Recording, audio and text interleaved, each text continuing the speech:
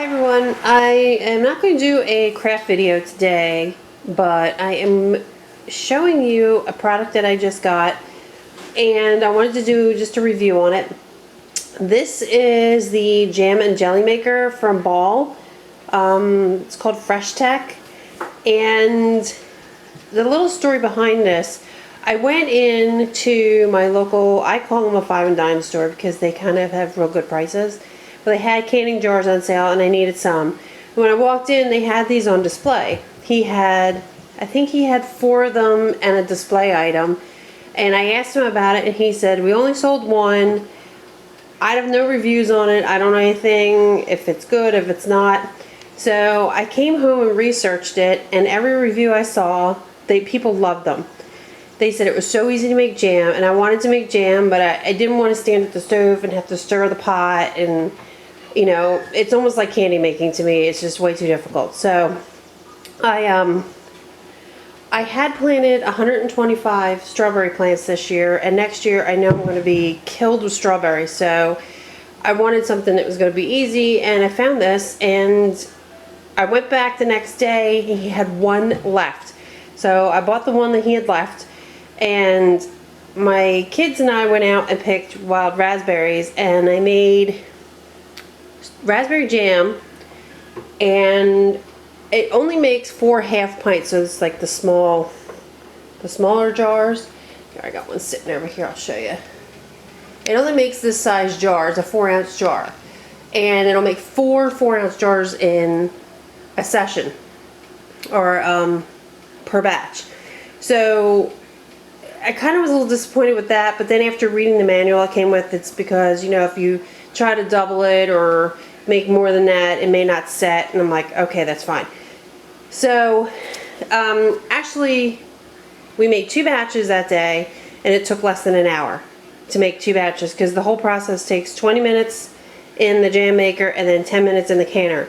So by the time you get one done and you're ready to go with the next one, you can just kind of zip right through them as long as you got all your stuff ready to go. So let me swing over here, and I'm going to show you what you need to make your jam. It is so easy. So hang on just a second. Okay. So the jam I'm making, I just used the regular sugar recipe. It takes 3 1/3 cups of sugar for this recipe, a little bit of butter to stop the foaming, some pectin, and my raspberries. Now these raspberries, I know 5 cups of the non-crushed raspberries, once you crush them, equals the 2 2/3 cup, I think is what we needed, of berries to make the batch. So what we did is we picked them all, and then I, you know, came home, picked all the bugs, most of the bugs out of them, the sticks, the big stuff, and we put them in the freezer. We measured out 5 cups and put them in the freezer, so they're ready to go. So hang on a second, and I'm going to get ready to start a new batch, and I'll show you how easy it is. Our machine is ready. It is flashing down here. Before, if you noticed, it said CO, which just meant that it was cooling down. Here I have 3 tablespoons of pectin, and you have to use the classic pectin. I did buy the low sugar pectin to make a low sugar recipe, but I called the company because the book didn't say anything about it, and they said you can't use the low sugar one because it doesn't work yet. They're still developing recipes. So you put this in the bottom, just sprinkle it around in the bottom of the machine as evenly as you can. Then we are going to take our raspberries, and I'm gonna turn the camera off to do this because I don't think I can do this one-handed, but I will show you before I put the lid on and hit start. Okay, I have my berries in there, and my pectin, and a little pat of butter. I think it says like half a tablespoon or half a teaspoon, I don't know.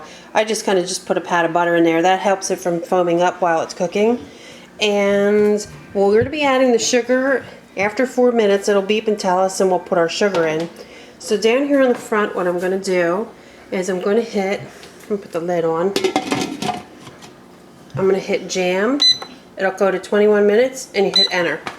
And it will start to turn. And in 4 minutes we'll add the sugar, and then in 21 minutes we'll be ready to can. Okay, we're almost ready to put the sugar in. When it hits 17 minutes, it'll beep 4 times. We put our sugar in, and then it'll cook for the rest of the way. Okay, we just beeped. So I'm going to take the amount of sugar for this recipe, which is 3 1/3 cups, which I know is a lot, but I'm not doing the low sugar recipe on this. Sorry, I'm all over the place. Okay, you can see it cooking in there. So all I'm going to do is, as this spins around, I'm just going to pour the sugar in.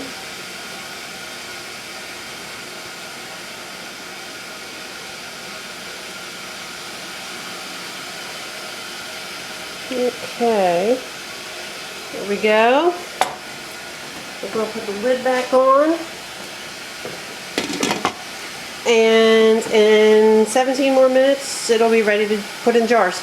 Okay, still got a little while to go, but I just wanted to give you a little sneak peek in here. And you can see it's bubbling and stirring away. And it maintains the temperature it needs to create this jelly, so you don't have to, you know, stand over your stove and do all the stirring and everything. Okay, the jam maker just shut off, beeped and told me it was done, so I'm going to take the lid off. And it's extremely hot. So, ow. Okay, so I have my jars ready, and I'm going to get ready to ladle my jam in. I have to grab my spatula, or to grab my scoop. Okay, so I'm going to ladle them in here into the jar. Now, move this a little closer. Put it in here. You want to put it in and leave a 1/4 inch headspace on your jar, which just means between where the jam, where your filling ends, and your jar rim is. Should be about a 1/4 of an inch. So that might be full. And if you get too much in there, you can just scoop it out. That was a little overfull. And I found that you have to kind of work quickly with this because it will try to set up. I guess it was worse when I had the air conditioner on. It seemed to set a little faster than it is today.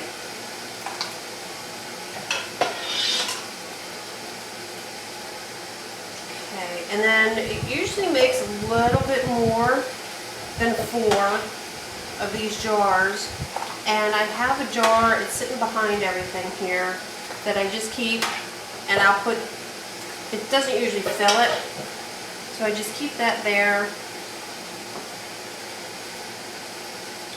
Just a second. Throw that in the sink. I usually just keep that there to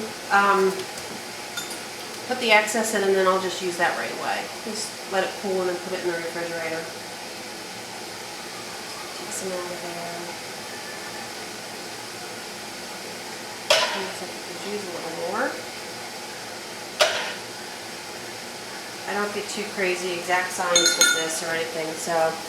Okay, so then what I do is I have a little magnetic thing, pull out my lids. Oh, before I do that, look at my rag, excuse me. And we're going to clean the rims off. You want to do this so you get a good seal. Now, my jars were not real hot when I pulled them out of the oven. They had cooled a bit. But when you put this in here, it is like boiling hot sugar. So you want to be very careful when you're handling your jars, because these jars now are extremely hot from the content. Ow. So if you try to touch around the bottom of these, they will burn you. Let's get these cleaned off. Anything that's on these rims will interfere with your seal. Okay, we're good to go. So we'll go ahead and put our lid on, or our cap on. And I just have these simmering in some hot water. Not only does it help sterilize it, it will soften up that lip on there so we get a better seal. Okay, we got our bands back here. Screw the bands on. Now you just want to go finger tight. You don't want to crank these all the way down. It's just to hold it in place for right now. Ow. Hot.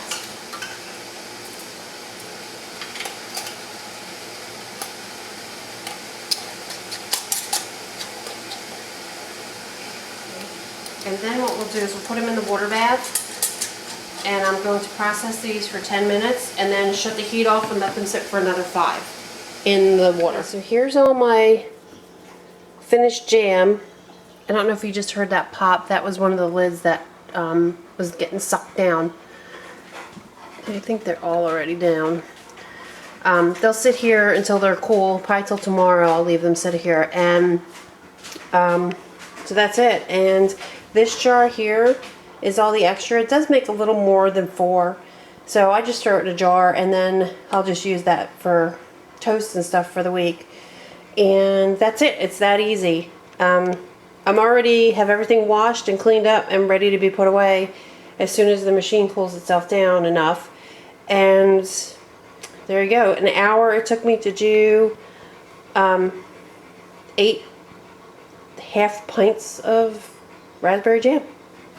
So if you're looking for something that's easy to make jam in, I highly recommend this machine because I think it's outstanding. So that's my 2 cents. Okay, bye.